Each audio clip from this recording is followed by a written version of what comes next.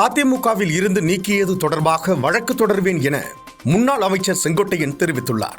அதிமுக தலைமை மீது அதிருப்தியில் இருந்து வந்த முன்னாள் அமைச்சர் செங்கோட்டையன் கடந்த 30ஆம் தேதி தேவர் ஜெயந்தியை முன்னிட்டு முத்துராமலிங்க தேவர் நினைவிடத்திற்கு OPS, டிடிவி தினகரன் ஆகியோருடன் ஒன்றாக வந்திருந்து மரியாதை செலுத்தியிருந்தார். ஏற்கனவே அவர் அதிமுகவில் இருந்து பிரிந்த அனைவரையும் ஒன்றிணைக்க எடப்பாடி பழனிசாமிக்கு கெடு விதித்திருந்த நிலையில் தேவர் ஜெயந்தி அன்று மூவரும் கூட்டாக செய்தியாளர்களை சந்தித்தது அதிமுக வட்டாரத்தில் சலசலப்பை ஏற்படுத்தியிருந்தது. இந்த நிலையில் திடீரென அதிமுகவின் அனைத்து பொறுப்புகளில் இருந்தும் கட்சியிலிருந்தும் செங்கோட்டையனை நீக்குவதாக எடப்பாடி பழனிசாமி அறிவித்திருந்தார். இதுகுறித்து ஈரோடு மாவட்டம் கோபிச்செட்டிப்பாளையத்தில் செய்தியாளர்களை சந்தித்த செங்கோட்டையன் 1975ஆம் ஆண்டில் கோவையில் நடந்த முதல் பொதுக்குழுவை சிறப்பாக நடத்தி எம்ஜிஆரின் பாராட்டை பெற்றவன். அனைவரும் ஒன்றாக இருக்க வேண்டும் என்பதே என்னுடைய நோக்கமாக இருந்தது.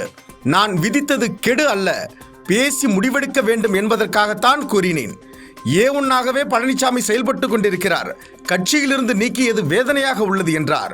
உறுப்பினர் பொறுப்பிலிருந்து நீக்கினாலும் விதியின்படி நீக்கவில்லை என்பதால் இது தொடர்பாக வழக்கு தொடர்வேன் என கூறியுள்ளார். 1975இல் கோவையில் நடைபெற்ற முதல் பொதுக்குழு ஒரு வரலாற்று சிறப்புமிக்க பொதுக்குழு அங்கே நடைபெற்ற போது அதில் முழுமையாக அரங்கநாயகம் மணிமாறன் எனக்கும் அந்த வாய்ப்பை புரட்சித் தலைவர் வழங்கினார். முழுமையாக அந்த பொதுக்குழுவை சிறப்பான முறையில் நாங்கள் ஆட்சி